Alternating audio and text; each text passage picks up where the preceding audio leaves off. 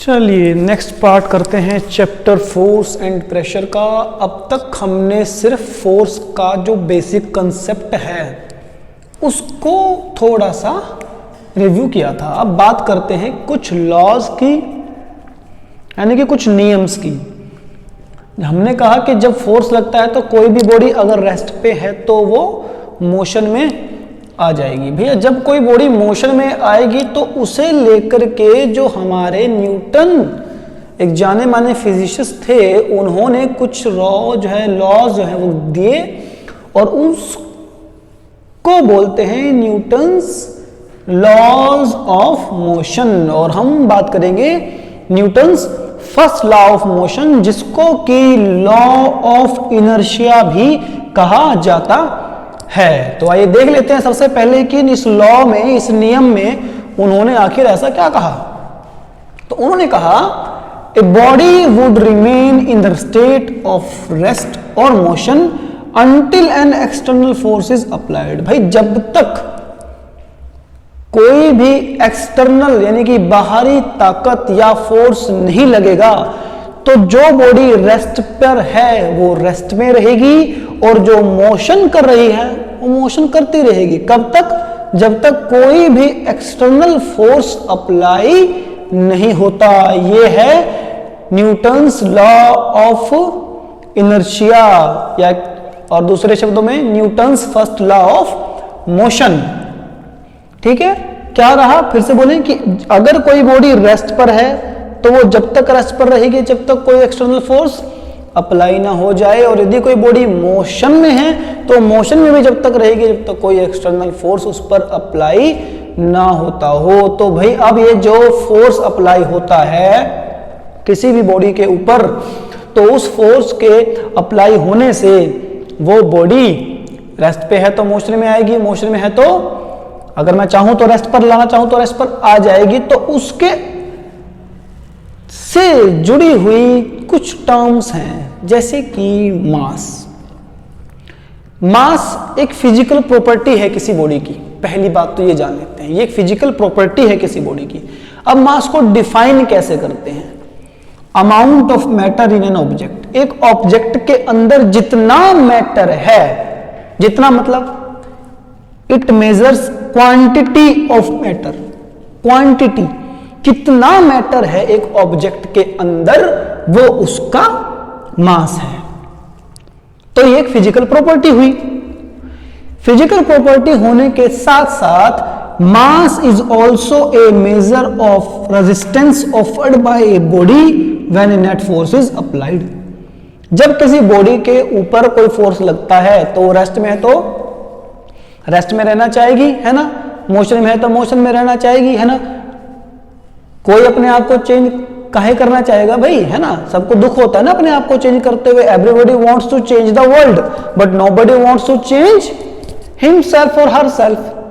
ठीक है, तो वो वहां भी लागू होता है, यहां भी लागू होता है। तो कोई भी बॉडी उसको रेजिस्ट करेगी और वो रेजिस्टेंस का मेजर भी मास ही होता है। तो मास की जो स्टैंडर्ड इंटरनेशनल यूनिट है वो होंगी किलोग्राम। मास एक स्केलर क्वांटिटी है। अब भाई मास आ गया। अब मास के साथ साथ ना एक और चीज है जिसके बारे में बात कर लेते हैं। वहां बड़ी कंफ्यूजन रहती है बच्चों को कि मास क्या है और वेट क्या है। दोनों ही सेम सेम लगते हैं जी अपन को, तो है ना। तो वे वेट की अगर बात करें तो मास और वेट के अंदर बड़ा डिफरेंस है। ठीक है, मास क्या है? Amount of matter in an object, और वेट क्या है? Force acting on that mass due to acceleration due to gravity.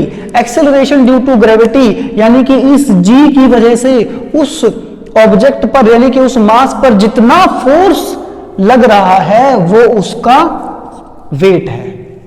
दूसरे शब्दों में कहें तो वेट क्या है? एक तरीके का फोर्स है जो किस पर लगता है? उस ऑब्जेक्ट पर लगता है। किसकी वजह से लगता है? एक्सेलरेशन ड्यू टू ग्रेविटी की वजह से लगता है ना। तो वो उसका क्या हो गया? वेट हो गया। वेट होता है mg, एक तरीके का फोर्स है ना।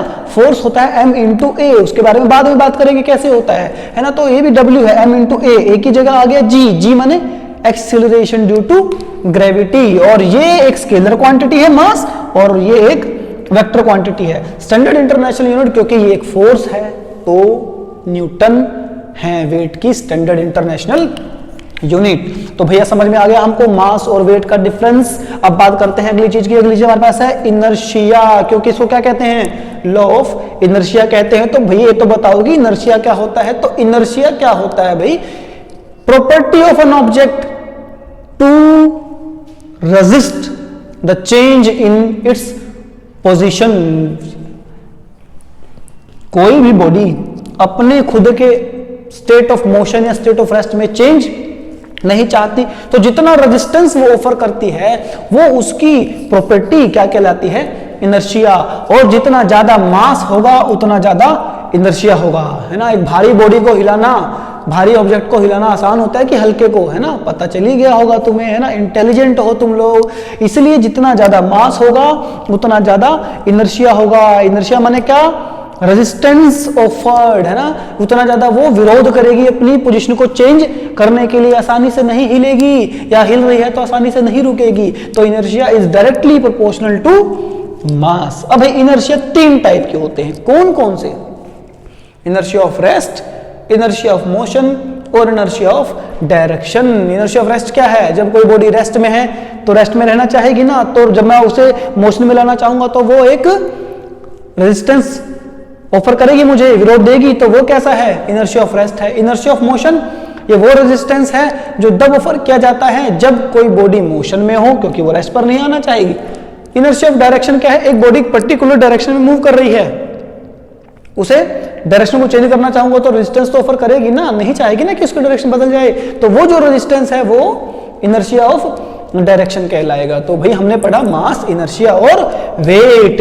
हमने क्या सीखा कि कोई बॉडी जब रेस्ट में है तो रेस्ट में रहना चाहेगी, मोशन में है तो मोशन में रहना चाहेगी। कब तक, जब तक कोई एक्सटर्नल फोर्स उस पर अप्लाई ना हो जाए। ये क्या है, न्यूटन का पहला लॉ है, जिसे बोलते हैं लॉ ऑफ इनर्शिया, ठीक है। और इनर्शिया डायरेक्टली प्रोपोर्शनल होता है मास पर, जितना ज्यादा मास होगा उतना ज्यादा इनर्शिया होगा। तो भैया बात करते हैं, अब जब फोर्स लगता है तो बॉडी अगर रेस्ट पे है तो मोशन करती है, और कोई बॉडी कम मोशन करती है, कोई बॉडी ज्यादा मोशन करती है। तो power of motion is known as momentum, denoted by P is equal to mass into velocity. तो दूसरे शब्द में कहें, the product of mass and velocity is known as momentum. तो इसकी भी स्टैंडर्ड इंटरनेशनल यूनिट क्या होती है भाई, किलोग्राम, और वेलोसिटी की तो पता ही है तुमको, मीटर पर सेकंड। तो किलोग्राम मीटर पर सेकंड स्टैंडर्ड इंटरनेशनल यूनिट है किसकी, मोमेंटम की। तो अगली वीडियो में